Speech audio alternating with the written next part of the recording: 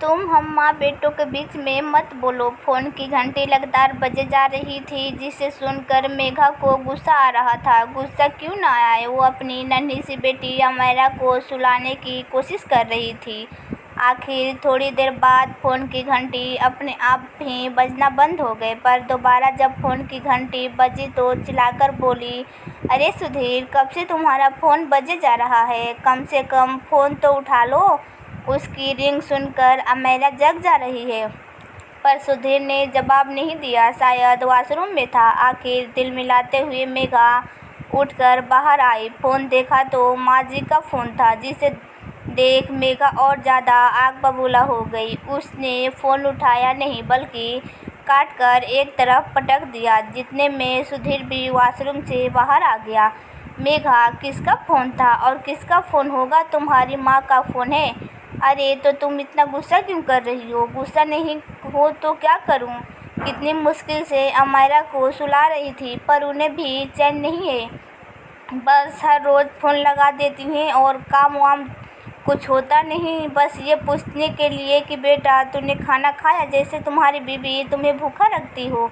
अरे वो माँ है, उनकी भावनाओं को समझो। यहाँ पर भी एक माँ अपनी बेटी को सुलाने की कोशिश कर रही थी, जबकि मेरी बेटी सिर्फ 1 साल की है और उनका बेटा 28 साल का है। अच्छा ठीक है, तुम जाओ अमायरा के पास, मैं माँ से बात करता हूँ। गुस्से में तनमनाती हुई मेघा कमरे में चली गई। पीछे से सुधीर ने माँ को फ़ोन लगाया।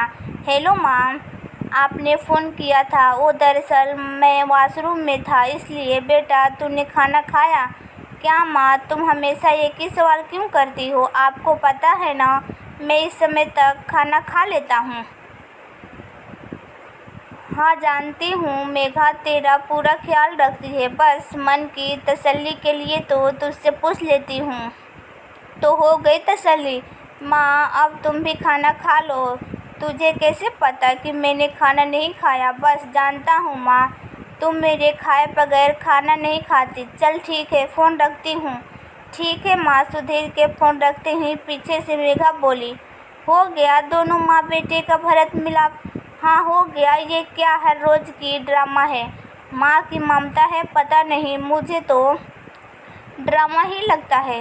भला कोई 28 साल के बेटे से पूछता है कि तुमने खाना खाया कि नहीं खाया?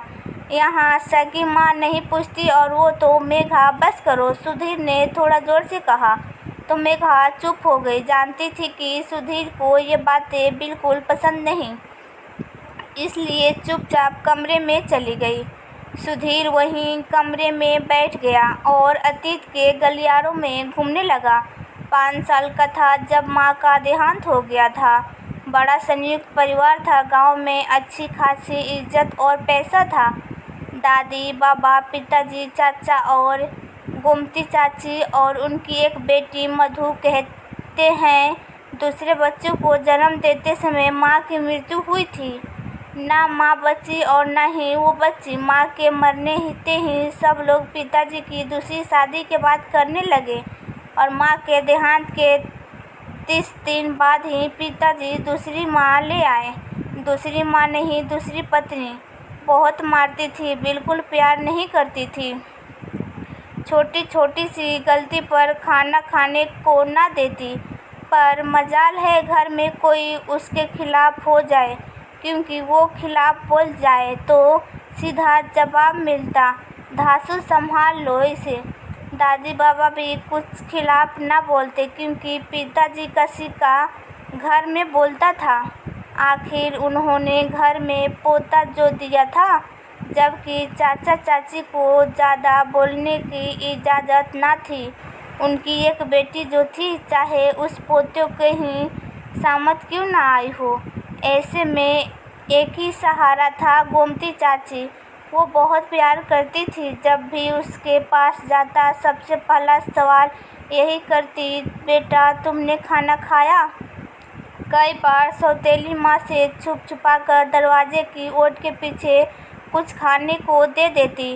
कई बार तो सुधीर के लिए सौतेली माँ की गालियाँ तक खा चुकी थी, पर चुपचाप बर्दाश्त करती थी। शुरू में तो चाचा ने भी खूब डांटा, एक दो बार तो बेचारी चाची को पीटा भी, पर पता नहीं कैसा मोह था जो सुधीर और गोमती चाची को ममता की डोर में बांध गया। उसके बाद सौतेली माँ के एक बेटा हुआ, सुधीर का छोटा भाई। उसके बाद तो सुधीर को पिताजी भी नहीं पूछते। धीरे धीरे सभी ने बोलना छोड़ दिया। सौतेली माँ तो क्या बोलती, उसकी तो बला टली थी। पिताजी ज़्यादा कुछ बोले नहीं। उनकी तरह से तो बेटे की परवरिश हो रही थी, और चाची की ममता देखकर चाचा अपने आप ही ये सोचकर चुप हो गए कि जहाँ एक बेटी है वहाँ भगवान ने एक बेटा भी दे दिया।